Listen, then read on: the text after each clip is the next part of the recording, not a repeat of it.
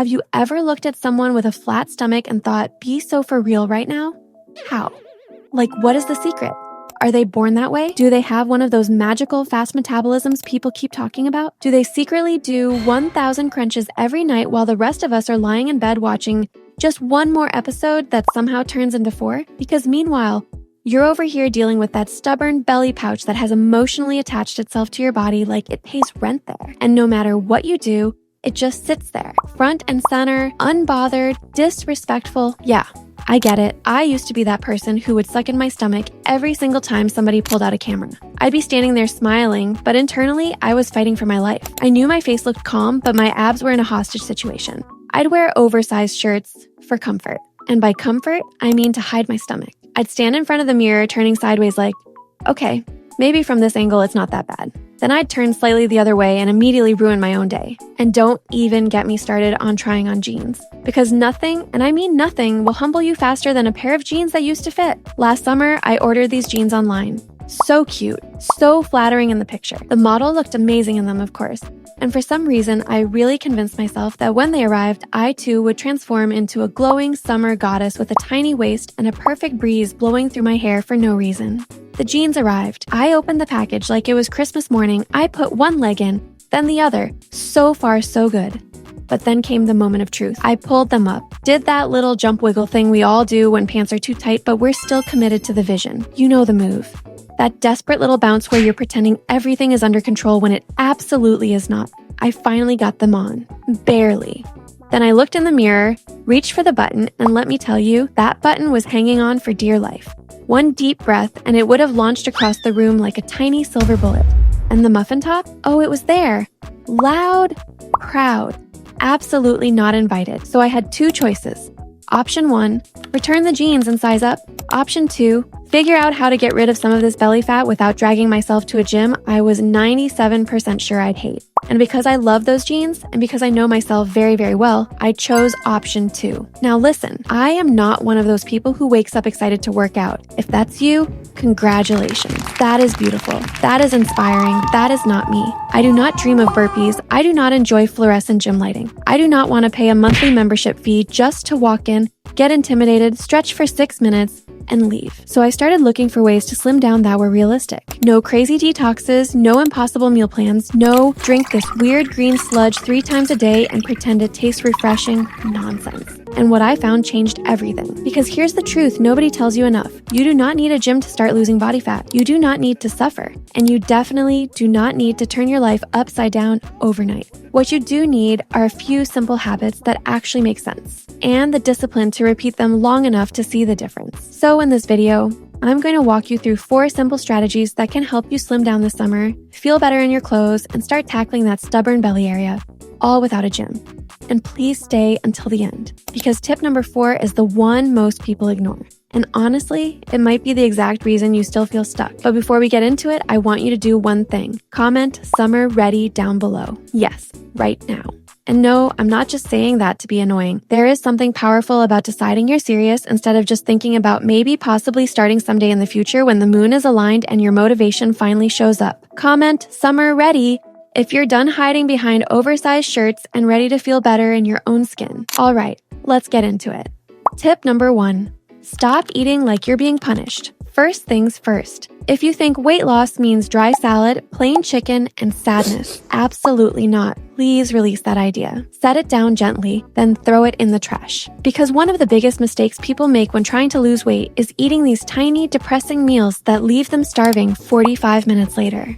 You know what I'm talking about? You eat a little bowl of lettuce and call it lunch. For a brief moment, you feel proud. You feel disciplined. You feel like one of those wellness girls with matching containers and lemon water. And then it's 4 p.m., and suddenly you're in the kitchen eating crackers straight out of the box, followed by cheese, followed by a handful of cereal, followed by whatever else you can find because your body is basically screaming, "Girl, feed me something real." That's not a lack of willpower. That's hunger. What actually helps is learning how to build meals that are filling. And this changed everything for me. Instead of asking, "How little can I eat?" start asking, "How can I make this meal satisfy me more?" That means focusing on foods that actually help keep you full. Protein, fruit, vegetables, potatoes, rice, eggs, Greek yogurt, chicken, tuna, oats, soups, high fiber foods. Take a screenshot of this so you can add these in your routine. Basically, meals with some volume. Meals that don't disappear in 3 bites and leave you emotionally unstable. Because let's be honest, losing weight gets a lot easier when you're not hungry all the time. You don't need to quit every food you love. I would never tell you that. I love snacks.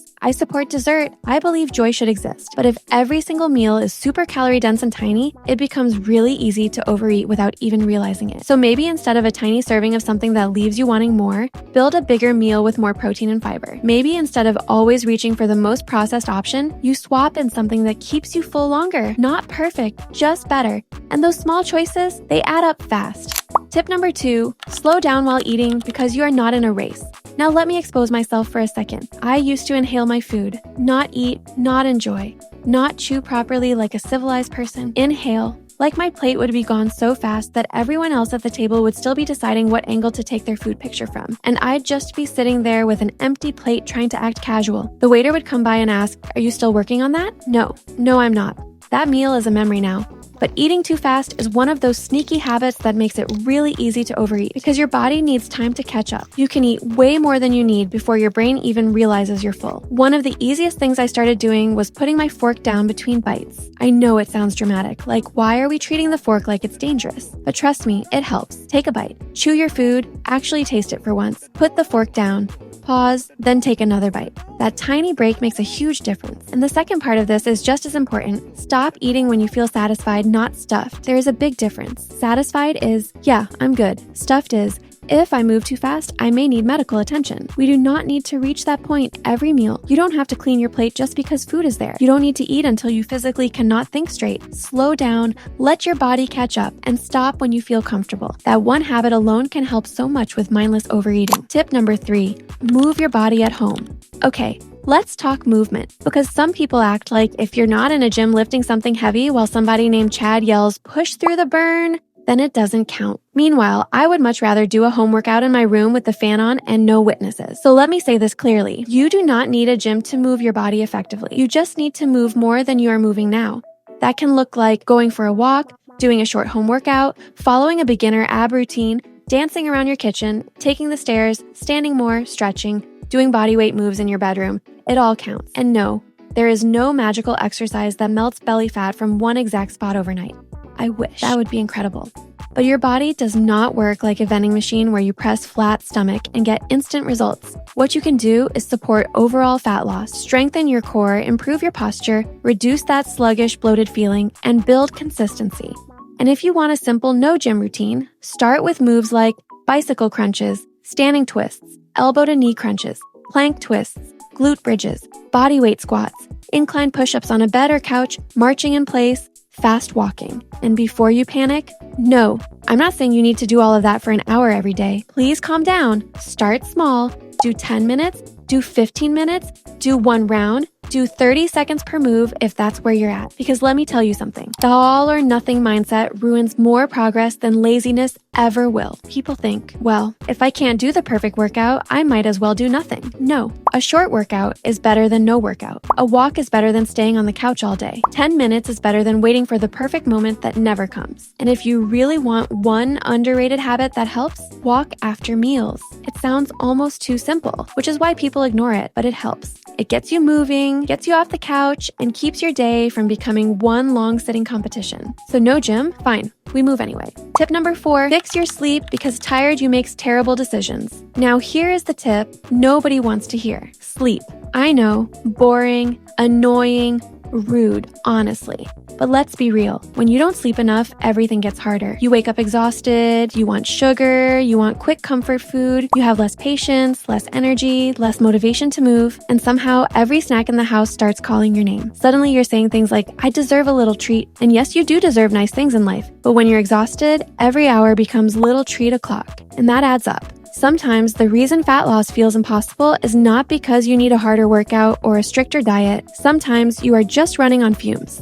If you're staying up until 2 a.m. scrolling, watching videos, rewatching scenes from shows you've already seen 6 times, and then waking up exhausted, your body is not exactly in the best place to help you out. Sleep affects your energy, hunger, cravings, and consistency. And consistency is everything. So if you're serious about slimming down this summer, stop acting like rest doesn't matter. It matters a lot. No, I'm not saying you need a perfect bedtime routine with herbal tea and silk pajamas and ocean sounds playing in the background. If you do that, amazing. Love that for you. But at minimum, try going to bed a little earlier. Try getting off your phone sooner. Try treating sleep like part of the plan instead of something optional. Because honestly, a well-rested version of you makes much better choices. And here's the part I really want you to hear. This is not about becoming some unrealistic version of yourself. It is not about starving. It is not about punishment. It is not about hating your body into changing. It's about feeling better, feeling lighter, feeling stronger, feeling more confident when you get dressed. That matters. And the good news is, you do not need to overhaul your entire life overnight to get there. You just need to start, not dramatically, not perfectly, not with a 27-step routine you're going to abandon in 3 days. Just start with one thing. Maybe you build more filling meals. Maybe you slow down when you eat. Maybe you walk every day. Maybe you do a 10-minute home workout. Maybe you go to bed earlier. Pick one, then add another, then another.